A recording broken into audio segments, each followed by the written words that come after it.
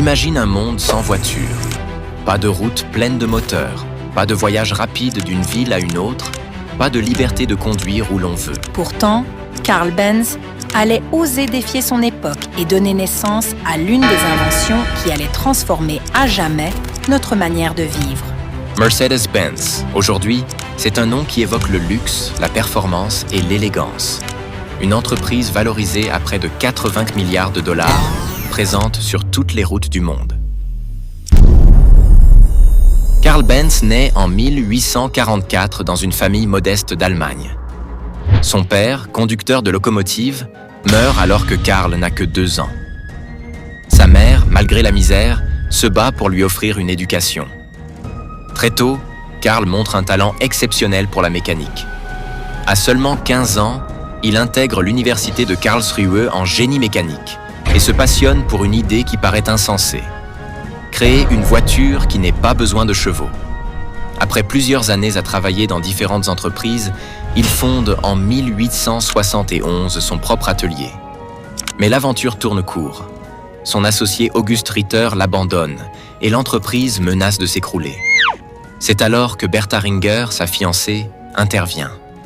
Elle utilise sa dot pour racheter les parts de Ritter, sauvant l'entreprise et donnant à Carl la liberté de poursuivre son rêve.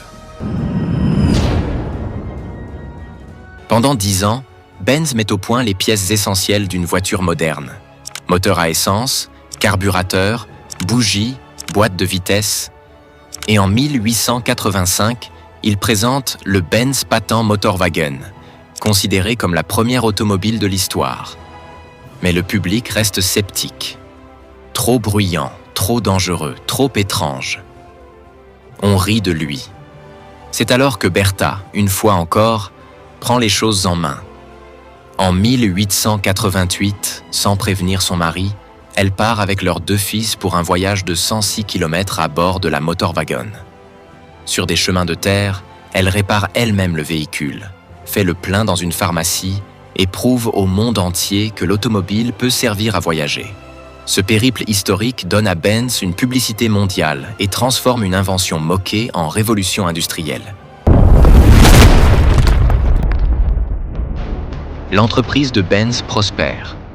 La Benz Vélo devient la première voiture produite en série et Benz est si la plus grande firme automobile du monde.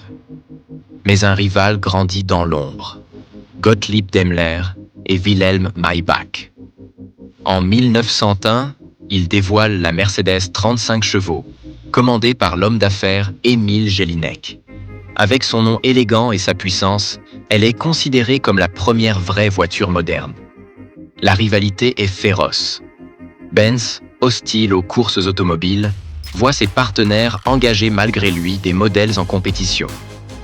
Résultat, en 1909, la Blitzen-Benz atteint 225 km/h, un record mondial. L'industrie automobile est entrée dans une nouvelle ère. La Première Guerre mondiale affaiblit les 2 entreprises. En 1926, elles fusionnent pour donner naissance à Daimler-Benz AG et à la marque que nous connaissons aujourd'hui, Mercedes-Benz. Sous ce nom naissent des modèles mythiques et l'ingénieur Ferdinand Porsche contribue même à leur développement. Carl Benz, âgé et reconnu, assiste de son vivant à ce triomphe. Il meurt en 1929, sachant que son rêve est devenu une réalité mondiale.